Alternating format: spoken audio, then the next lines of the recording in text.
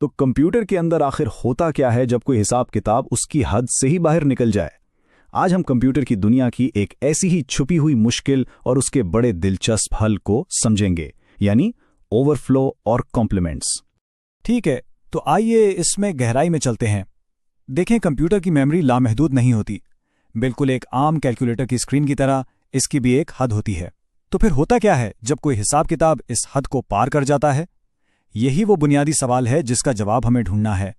तो आइए पहले इस हद को ही जरा करीब से देखते हैं। इस हिस्से में हम ये समझेंगे कि कंप्यूटर्स नंबर्स को स्टोर करने के लिए एक फिक्स जगह यानी बिट्स का इस्तेमाल कैसे करते हैं, और यहीं से असल मसला शुरू होता है। तो यहां दो बड़े मसले सामने आते हैं, ओवरफ्लो और अंडरफ्लो।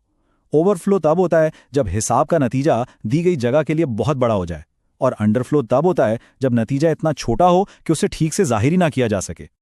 और ये कोई मामूली बातें नहीं है। इनकी वजह से सॉफ्टवेयर में बहुत संगीन गलतियां हो सकती हैं, अनएक्सपेक्टेड बग्स आ सकते हैं, यहां तक कि बड़े बड़े प्रोजेक्ट्स भी नाकाम हो जाते हैं। इसीलिए प्रोग्रामर्स को इनसे बहुत एहतियात से निपटना पड़ता है ताकि सॉफ्टवेयर अचानक से खराब ना हो। थ्योरी तो अपनी जगह, लेकिन जब नंबर वाकई बहुत बड़े हो जाएं, तो असल में होता क्या है? आइए इसे एक ठोस मिसाल से समझते हैं तो बात ज्यादा वाज़ेह हो जाएगी। चलें एक 8 बिट नंबर को देखते हैं। ये 0 से 255 तक की वैल्यूज अपने अंदर रख सकता है। तो जरा सोचें, जब हम 255 में सिर्फ 1 जमा करते हैं तो क्या होता होगा? बाइनरी में 255 को 8 बार 1 लिखकर दिखाया जाता है, यानी 1 1 1 1 1 1 1 1। अब जब हम इसमें 1 जमा करते हैं तो बाइनरी जमा का नतीजा एक 9 बिट का नंबर बन जाता है, 1 0 0 0 0 0 0 0 0। ये जो 9 बिट है ना, इसे ओवरफ्लो बिट कहते हैं। अब चूंकि 8 बिट का रजिस्टर इसे संभाल नहीं सकता, ये बिट ज़ाया हो जाता है और नतीजा गलत हो जाता है। कंप्यूटर को तो बस 8 सिफर नजर आते हैं, यानी 0। तो इस मसले से निपटने के लिए प्रोग्रामर्स क्या करते हैं? अच्छा, उनके पास कुछ तरीके हैं।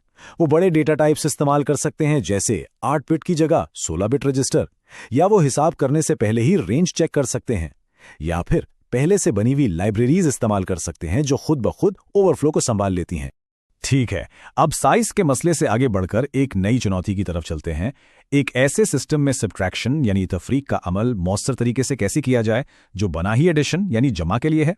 सवाल यह है कि एक कंप्यूटर जो जमा करने में तो माहिर है, वो तफरीक का काम अलग से पेचीदा सर्किट्स बनाए बगैर कैसे कर सकता है? इसके लिए एक बड़ी होशियार तरकीब की जरूरत पड़ती है, और वो होशियार तरकीब है कॉम्प्लीमेंट्स। ये डिजिटल लॉजिक में एक कमाल की तकनीक है जो कंप्यूटर को जमा का इस्तेमाल करके तफरीक करने देती है। सिर्फ इस एक चाल से कंप्यूटर का हार्डवेयर बहुत सादा और मौसर हो जाता है। तो ये कॉम्प्लीमेंट्स आखिर काम कैसे करते हैं? बाइनरी सिस्टम में बुनियादी तौर पर इनकी 2 किस्में इस्तेमाल होती हैं। आइए देखते हैं वो कौन सी हैं। सबसे पहली और सबसे सादा किस्म है वंस कॉम्प्लीमेंट। इसमें बहुत आसान काम होता है। बाइनरी नंबर के तमाम बिट्स को बस उलट दिया जाता है, यानी 1 को 0 और 0 को 1 बना दिया जाता है, बस इतना ही। तो वंस कॉम्प्लीमेंट और टूस कॉम्प्लीमेंट में फर्क क्या है? बहुत सादा सा फर्क है।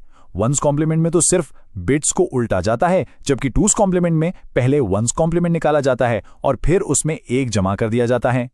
टूस कॉम्प्लीमेंट मालूम करने का एक शॉर्टकट भी है। दाएं तरफ से शुरू करें, पहले 1 तक हिंसों को वैसे ही रहने दें और फिर बाकी तमाम बिट्स को पलट दें। यह एक बहुत काम की तरकीब है।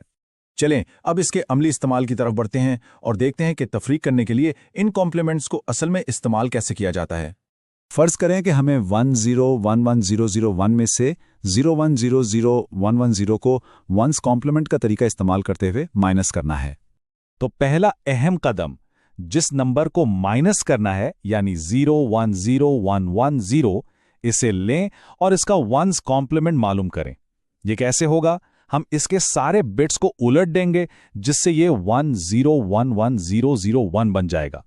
अब आता है इस तरकीब का जादुई हिस्सा। तफरीक करने के बजाय हम असल नंबर में इसका कॉम्प्लीमेंट जमा कर देते हैं, और चूंकि हमने एक नंबर को उलट दिया है, इस जमा के नतीजे में अक्सर एक इजाफी बिट पैदा होता है जिसे एंड अराउंड कैरी कहते हैं। और आखिरी मरहला बहुत दिलचस्प है। हम इस एंड अराउंड कैरी बिट को लेते हैं और इसे नतीजे के आखिरी में वापस जमा कर देते हैं, और बस हमें अपना हतमी और बिल्कुल सही जवाब मिल जाता है ना कमाल की बात कि तफरीक का पूरा अमल सिर्फ जमा का इस्तेमाल करते हुए मुकम्मल हो गया। लेकिन अगर कोई कैरी बिट पैदा ही ना हो तो? अच्छा, इसका मतलब यह है कि जवाब मनफी है और इसकी असल वैल्यू मालूम करने के लिए नतीजे का वंस कॉम्प्लीमेंट लेना पड़ता है। तो अहम नुक्ता यह है, हदों को संभालने और तफरीक करने के ये सादा से उसूल ही तमाम कंप्यूटिंग की बुनियाद हैं। इनके बगैर क्या हमारी आज की डिजिटल दुनिया का वजूद भी मुमकिन होता?